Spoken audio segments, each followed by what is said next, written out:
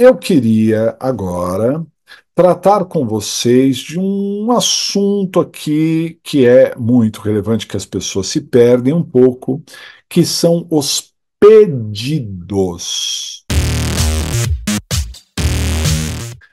Toda peça ela é dividida em cinco partes.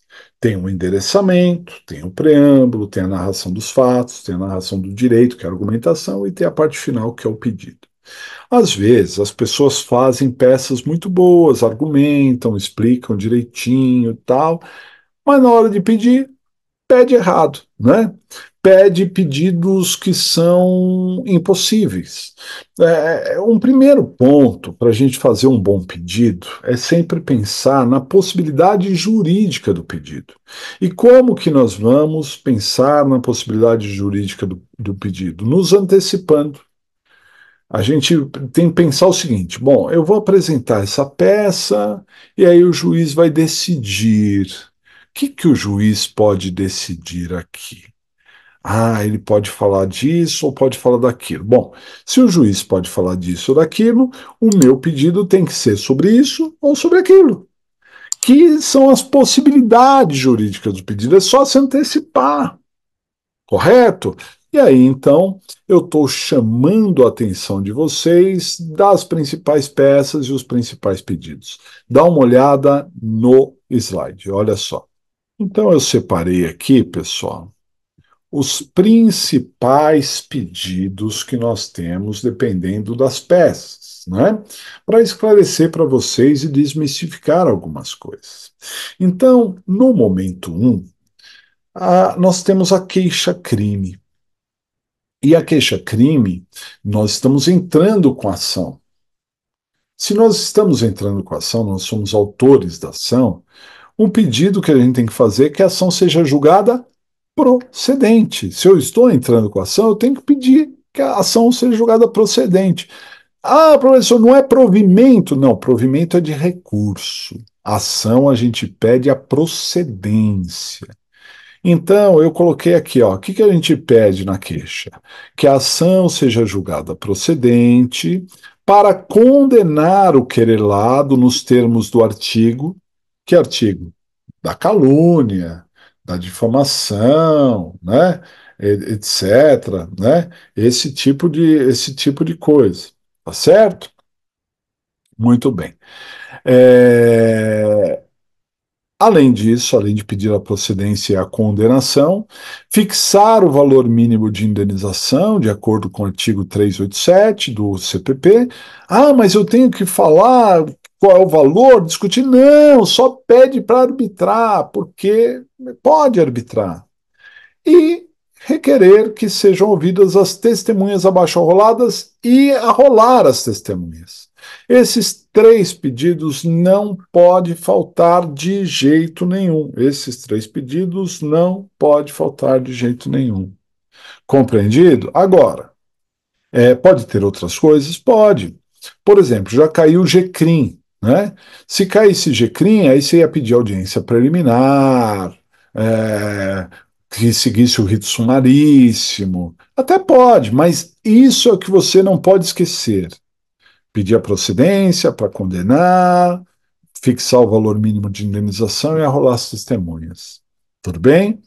Simples, mas não se esqueçam desses pontos. Uma peça que tem uma chance grande de cair, resposta à acusação.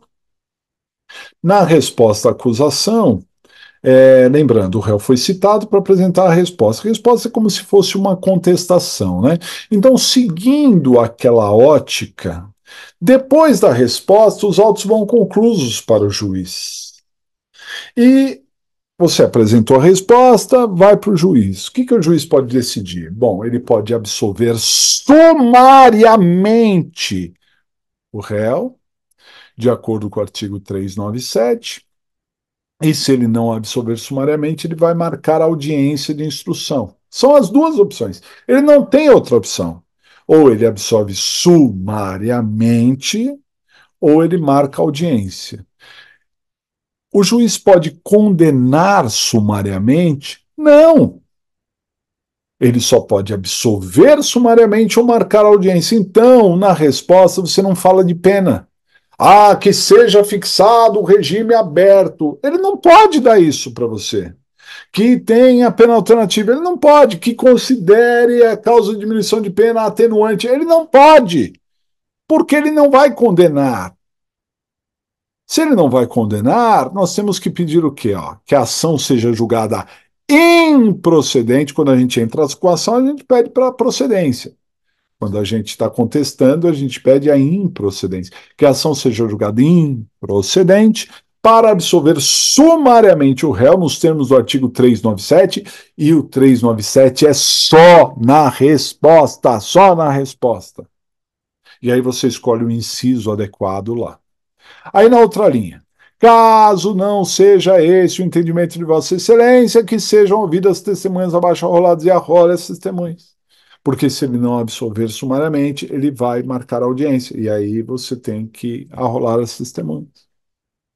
Pode ter outra coisa, professor? Pode, para anular o processo, mas nulidade pode ser em memoriais, pode ser em resposta, pode ser em apelação. Memoriais sempre pode cair. A nulidade sempre pode cair, né? Mas o pedido básico da resposta é sempre absolvição sumária nos termos do artigo 397 ou, né, que sejam ouvidas as testemunhas abaixo arroladas. Compreendido? Seguindo aqui, a próxima peça, memoriais. Também muito, mas muito importante, com chances reais de cair para vocês. Memoriais antecedem a sentença. Então, depois que você apresentou memoriais, o que vai decidir o juiz? Se absolve, 386, ou se condena, 387. Então, o que você pode pedir? Você pode pedir para absolver 386 ou condenar 387. Ah, eu posso pedir para condenar? Não, você não vai pedir para condenar. Ah, eu quero que condene. Mas você tem que contar com essa hipótese. Então, aqui é a hora de falar da pena. Dá para entender? Por isso a gente falou assim, ó, que a ação seja julgada improcedente para absolver o réu nos termos do 386, e aí você vai escolher o inciso adequado, ou para, e aí você vai falar da pena. Caso não seja esse o entendimento de Vossa Excelência, caso entenda pela condenação, aí você vai falar da pena. Que aplique a causa de diminuição, que afaste a qualificadora, que considere a atenuante, que aplique o regime aberto, que aplique a pena alternativa, que conceda o sursi. Todas essas questões relativas à pena é na hipótese do réu ser condenado. Você vai pedir para ele ser absolvido no 386, mas se ele não for, você vai pedir as questões da pena. Cai toda hora, pessoal, isso, né? Vai desmiuçar tudo, você vai tentar o melhor para o seu cliente. Aí nós separamos aqui, ó, porque além de memoriais, tem memoriais do júri, aí é diferente a pegada. Porque se for memoriais do júri, a decisão não será de absolvição ou condenação. Porque no júri, quem condena, quem absolve, são jurados no final da segunda fase. No final da segunda fase, no plenário. Só que na primeira fase, o juiz não absolve e não condena. O que o juiz pode fazer na primeira fase do júri? Pronunciar, impronunciar, absolver sumariamente ou desclassificar. Então, o que você pode pedir? Pronúncia, impronúncia, absolvição sumária, desclassificação. O pedido sempre, pedido possível, sempre é um desses quatro, ou até mais de um, dependendo do caso. Por isso que nós colocamos aqui, ó, que a ação seja julgada improcedente para absolver sumariamente o réu nos termos do 415. É outra absolvição sumária, não é 397. 397 é só para a resposta. 415, aí você vai escolher o inciso. Ou para impronunciar o réu, nos termos do 414, ou para desclassificar a infração, nos termos do 419. São os pedidos ao final da primeira fase do júri. Tudo bem? É importante não confundir. Não dá para pedir absolvição do 386, seria um erro grave. Assim como não dá para falar de pena, seria um erro grave. Nessa hora, o juiz não pode conceder nada de pena, o juiz não pode absolver no 386. O que ele pode é pronunciar, em pronunciar, absolver sumariamente ou desclassificar. Portanto, é o que você vai pedir, dependendo do caso, claro, do caso concreto. Aí vem os recursos, né? Aí ficou muito fácil, porque a partir do momento que você tem uma decisão, você está recorrendo dessa decisão e você quer ao contrário. Por exemplo, o juiz condenou, você vai apelar para pedir absolvição, né? É essa a ideia. Então, a apelação, ó, que a apelação seja conhecida e provida, ou que o recurso, porque a apelação é uma espécie de recurso, então você pode pedir que o recurso seja conhecido e provido, ou você pode falar direto da espécie, que a apelação seja conhecida e provida para absolver o réu. Reformar a sentença e absolver o réu, nos termos do 386, ou para diminuir a pena, ou para conceder o regime aberto, ou para conceder o sursi, ou para conceder a pena alternativa, e dá para falar um monte de coisa, que são hipóteses possíveis ali na apelação. Já na apelação por isso que a gente separou aqui, do júri, do plenário, tá? Se foi a plenário do júri e o seu cliente foi condenado, você vai não pedir para absolver, porque no júri nós temos a soberania dos veredictos. Então o tribunal não condena nem absolve. O que o tribunal pode fazer? Anular o julgamento. Então a apelação do júri tem essa característica, ó, que a apelação seja conhecida e provida, para anular o julgamento, submetendo o apelante à nova sessão plenária ou submetendo o apelante a novo júri. É isso. Anular o julgamento. Você não pede para absolver, não pode. O tribunal não tem condições de absolver. O tribunal anula o julgamento submetendo ao novo plenário. Bem, outro recurso que costuma cair é o recurso em sentido estrito da pronúncia, lá do júri.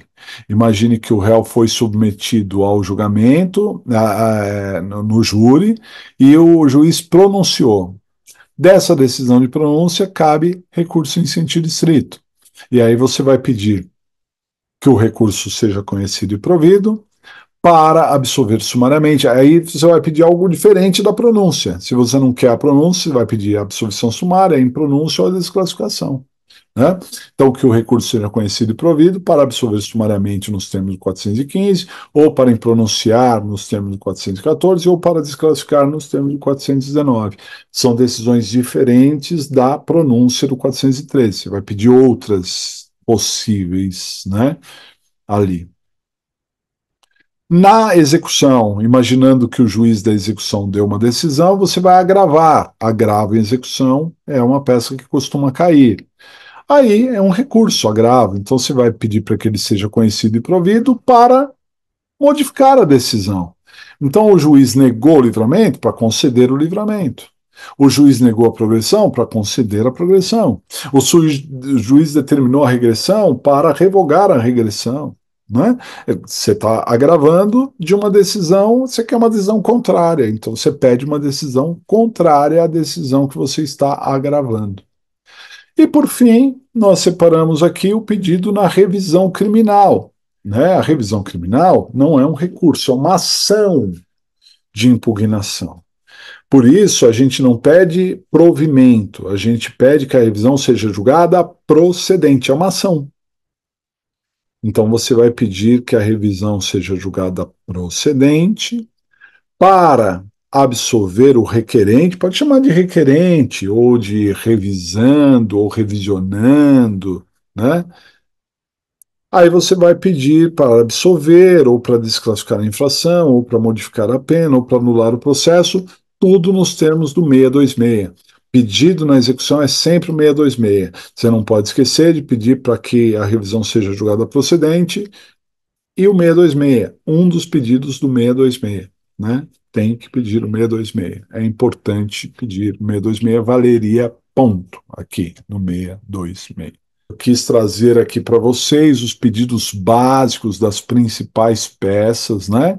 Para vocês fazerem um comparativo aí, terem mais segurança na prova. Mas de tudo que eu falei, o mais importante, pedido possível, antecipe. Depois que eu entrar com essa peça, o que que o juiz pode dar? Em cima do que o juiz pode dar, é que você vai pedir. Sempre pedidos possíveis.